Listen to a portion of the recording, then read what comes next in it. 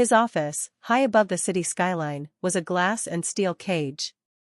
Alexander Vail, the billionaire CEO of Vail Tech Industries, had long mastered boardrooms, mergers, and his public image. He had built an empire, and in every public snapshot, his life looked flawless: the luxury penthouse, the private jet, the impeccable wristwatch. But in the quiet after hours, he felt completely hollow. Dating had become a chore. Arranged dinners, sharp smiling women, and cameras clicking in the background. Each meeting left him colder than the last. He was tired of the charade, tired of everyone watching, yet no one truly seeing him. They were drawn to his status, his bank balance, his headlines, but none were drawn simply to him. That afternoon, after canceling a high-profile charity gala, he walked out of his office building. He loosened his tie. He wanted anonymity, something ordinary. He wandered into a small downtown diner, a nondescript place with vinyl booths and a flickering neon sign, far from the glittering venues he usually frequented. He sat at a booth by the window and ordered a black coffee and a burger. No complications. He just wanted a moment away from his own image. Across the room, the waitress moved at an easy pace, not forced, not performing. Her name tag read, Maya. Maya had a quiet, warm presence. She didn't know who he was, and she didn't care. To her, he was just the guy in the suit. She brought his coffee, smiled, and asked softly, "Would you like anything else?" "No, thank you," he replied. She nodded and walked away. No fanfare, no recognition.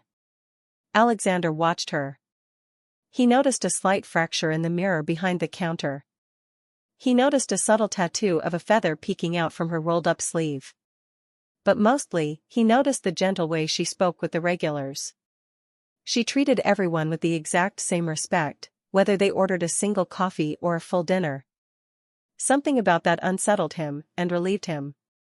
He was used to deferential service, used to people giving him something extra because of his name. Here, Maya offered nothing but her honest work. He stayed longer than necessary, pretending to read emails on his phone, but his eyes kept drifting back to her. Right before he left, Maya brought a slice of pie to his table. "On the house," she said lightly. "Just for you. You looked like someone who needed it." Alexander stared at the plate, realizing how little he had ever been treated with genuine kindness, kindness that wasn't coated in expectation. He left with a quiet smile and returned to his penthouse. Days turned into weeks, and the diner became Alexander's sanctuary. Same burger, same black coffee. He learned about her love for books, midnight drives, and her dream of opening a small cafe by the coast. She listened to his complicated world with genuine interest, completely unawed by his wealth. For the first time, he wasn't Alexander Vail, the brand. He was just Alexander. Months passed, and their worlds beautifully merged. He found a new kind of wealth in simple mornings, sharing coffee with Maya at dawn. One evening, he found a rustic, handmade metal keychain shaped like a tiny coffee cup on his desk, a silent gift from her. Holding it, a wave of deep gratitude and love washed over him. He knew he wanted her in his life forever. He invited her to his penthouse, and she came, walking in carefully, taking in the soaring ceilings and the priceless art. She looked out at the massive glass windows and asked, "Do you ever feel like the city is looking at you, instead of you looking at it?" Alexander paused, "All the time." She turned to him, her eyes soft. "You look different in here. So much space, but less alive." He didn't argue. He just listened. They spent the rest of the night on the terrace, watching the city lights shimmer below like fallen stars. "I don't know if I ever knew what love looked like until now," Alexander murmured. Maya reached out, taking his hand. "What it looks like is being seen. But happiness in the light always attracts the shadows." It happened on a rainy Tuesday. Alexander was in the middle of a high-stakes board meeting when his assistant rushed in, face pale, and handed him a tablet. A notorious tabloid headline screamed across the screen, accompanied by blurry, hidden camera photos of him and Maya laughing inside the diner. The headline read, "PR stunt or plaything?" Billionaire CEO Alexander Vale fakes romance with a penniless waitress to clean his corporate image. The article was brutal. It painted Maya as an opportunistic gold digger and claimed Alexander was using her for a marketing campaign. Within minutes, the story went viral. Suddenly, the boardroom doors swung open, and Marcus Vance, a senior board member and Alexander's longtime corporate rival, walked in with a cold smirk. Marcus threw a physical copy of the tabloid on the table and declared that the board had just voted to suspend Alexander as CEO unless he immediately ended the relationship, issued a public apology, and staged a highly publicized breakup. Marcus had spent years waiting for Alexander to make one mistake. This scandal wasn't an opportunity, it was a plan months in the making. Looking at Marcus's smug face, Alexander realized the terrifying truth. It was Marcus who had hired private investigators to track him, snap those hidden photos, and leak them to the press to destroy his reputation and seize control of the company. Alexander's blood ran cold. He didn't care about the board, and he didn't care about Marcus's traps, he only cared about her. He grabbed his coat, looked Marcus dead in the eye, and walked out of his own empire. When Alexander kicked open the door of the diner, the usual warmth was gone. The regulars were staring at phones, and behind the counter, Maya stood frozen, her eyes red and puffy, holding the same tabloid newspaper. Maya, Alexander stepped forward, his voice trembling, I swear, I didn't know. Marcus Vance, a member of my board, he set this up to ruin me. I didn't do this. Maya looked at him, tears finally spilling over, they call me a gold digger, Alexander. And they say you planned this. That this whole time, my life, my dreams, were just a PR strategy for your tech company. It's a lie, he pleaded, reaching for her hand. But she pulled away, the trust in her eyes completely shattered. How do I know what's real anymore?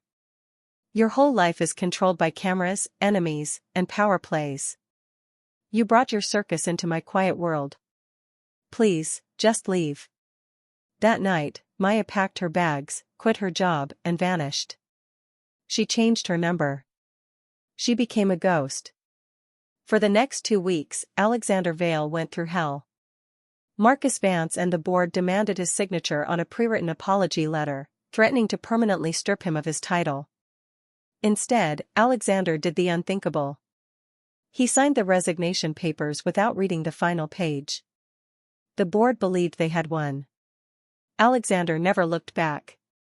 He walked away from the billionaire status, ignored the million-dollar acquisitions, and turned his back on the company he built. He spent every waking hour driving through the city, visiting every cafe, desperately searching for the woman who had truly seen him. He looked at the tiny coffee cup keychain on his desk and realized that without her, the glass empire was just a giant, frozen tomb. Then, he remembered a conversation from months ago about her saving for a small trip to the coast to see the ocean. Alexander drove through the night, down to the coastal town 3 hours away. As the sun began to rise over the horizon, painting the sky in shades of gold and pink, he saw a small, solitary figure sitting on a wooden bench by the pier. Soft brown hair, a faded jacket. It was Maya. He walked up slowly, his footsteps echoing on the wooden planks. She heard him and turned around. She looked exhausted, and as she saw his messy hair, his rumpled suit, and the sheer desperation in his eyes, her breath hitched. Alexander stopped a few feet away. I'm not the CEO anymore, Maya. I left Vale Tech. I left it all behind. Maya closed her eyes, tears leaking through her lashes. Why would you do that, Alexander? I wanted to believe you. I wanted to believe you every single day I was hiding here. But I was so afraid. I was terrified that loving you would destroy both of us. Alexander walked right up to her, reaching out to gently cup her face. It didn't destroy me, Maya. It saved me. My world was loud and fake, but you are real. If they take away my name and my billions, I'm still just the man who sat in your booth, looking for a moment of peace. I don't need an empire. I just need you. He reached into his pocket and pulled out a small black box, opening it to reveal a simple, elegant ring. Will you be my partner? Through the quiet, through the storms, for life? Maya looked at the ring, then looked deep into his eyes, searching for any remaining shadow of his old world, but finding only the raw, unpolished honesty of the man who loved her. The pain of the scandal finally washed away. She stepped into his arms, resting her forehead against his chest, and whispered, "Yes." As he held her tightly against the backdrop of the rising sun, the distant corporate wars and Marcus Vance's petty victory felt completely meaningless. Alexander finally understood, wealth isn't the currency of connection. Kindness is. Presence is. And a love that sacrifices everything to fight through the noise, unexpected, unpolished, and completely real, was the only true empire he would ever need.